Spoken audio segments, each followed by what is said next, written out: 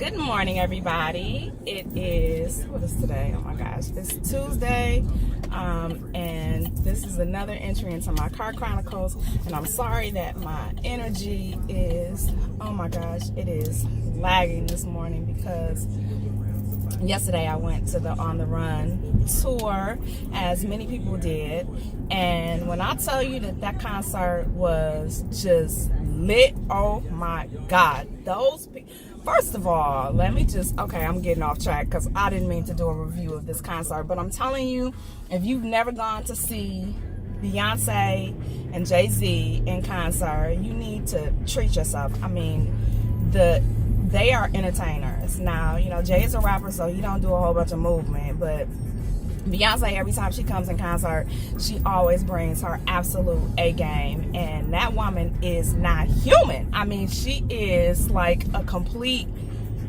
work beast. I'm never disappointed when I go see her. I don't care how much money it is. Y'all can find reasonable tickets. And I hear people all the time, I'm not paying that much money to see, but I'm telling you, you're paying to be entertained. So it's a show that is worth seeing. So here we go. Of course, I'm always listening and paying attention to certain things in the media and then in my own life. And I wanted to do this particular vlog because this is, kind of close to home, and I wanted to just put the information out there because I think that it is important, especially within the dynamic and context of a relationship.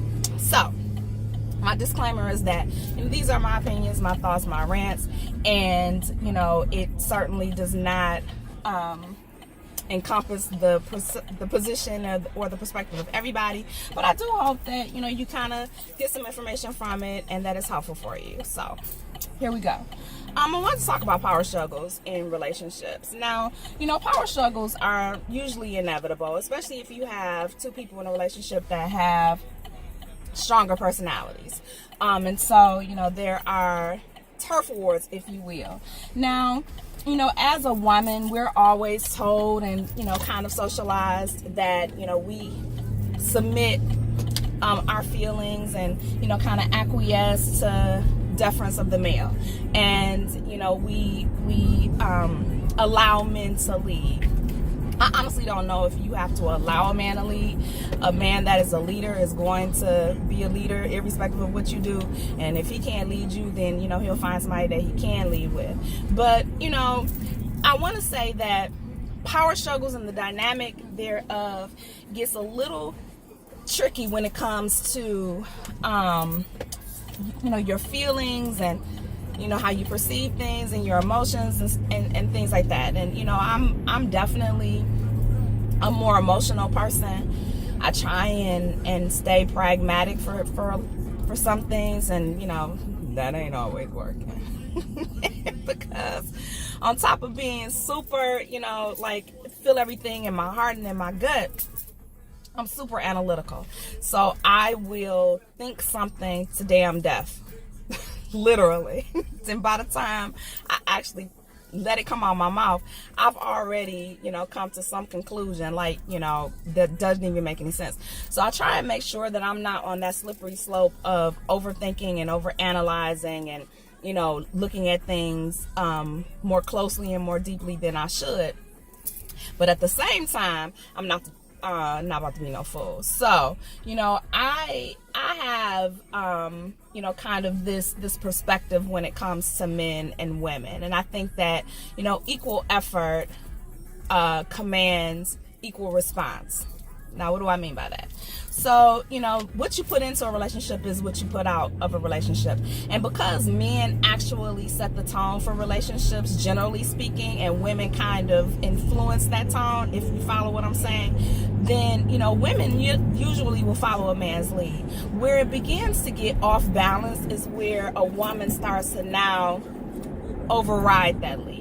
Meaning, she is putting herself in a position where, she is pursuing him, where she's, doing the majority of the calling, where she's doing the majority of the texting, and she's not getting the response back. Now, either that's saying one or two things. Either he's not that interested in you, and I know some people are going to be like, well, Fee, he might be busy. Okay.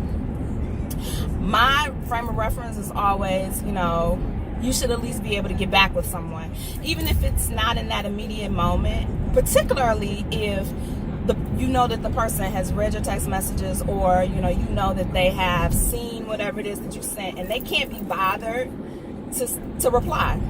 I just think that is so rude. I really do. Like, I really think that is so rude. And maybe I'm tripping. Y'all let me know.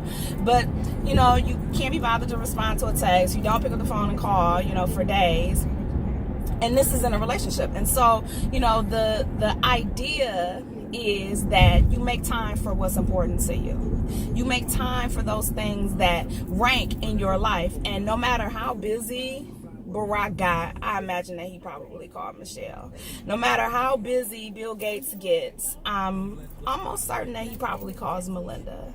No matter how overwhelming a schedule might be, you know, you don't let the sun go down, and you don't let, you know, you don't let the day end with anger, and you definitely don't let it end with no communication and let it drag on. And now, you know, it becomes this weird game of chicken, like who's gonna give in first. Well, I'm telling you from a woman's perspective what she's thinking. She thinks either, you know, you found somebody else, you know, she eventually gonna start tripping, or, you know, she will match your low energy. And, you know, you're not investing in her, and so she's not going to invest in you. And, you know, of course, the phone is a two-way instrument. But if she's the one that's constantly pursuing you, then what is the problem? What is preventing you from pursuing her back? You know, as a woman, we crave those kinds of things. We look forward to having, you know, men show interest in us. We look forward to being, having it confirmed that we're actually on your mind, or that, you know, you're actually thinking about us. And newsflash, that you took 5 minutes out your day while you were busy and actually touch base with us. Like, for a lot of us, that's meaningful, because we know that you get busy. We know that you have things that you need to do. We want to try and assist with that. We want to be the emotional support that you need. But when you freeze us out and you go on with your life as if you don't need her, don't be surprised if you act like you don't need her, that she realizes that she's not needed, and she takes her love and her affection and devotion and moves on, because nobody is going to continue to put themselves in a situation where they're constantly breaking their own heart, and they're trying to figure out, you know, get you to act right, or get you to do things, you know, whatever. You know, and of course we all go through things. We do. And I think that that's why it's so important to communicate what those things are. You know, if you're going through something, tell her. You know, say, listen, babe, I'm going through something that don't have nothing to do with you. You know, I'm really struggling. I don't know how you can support me right now. Just continue to love me. And, you know, I'm a get right. Or I'm a get myself together. Or whatever it is. I think that that's so important. Because without that, again, she's left to her own devices. She will come to her own conclusion, and you won't like what those conclusions are. Just my thoughts. Y'all let me know what y'all think down below. And again, if you have not gone to see Bay and Jay, I'm telling you that I can't halfway talk today, and I gotta go into work. I don't know what kind of day this is about to be, because I'm probably gonna need about 12 more cups of coffee before I'm gonna be able to function. But it was a good time. It really was. I had a great time. Y'all have a great day, and I'll talk to y'all later on. Bye.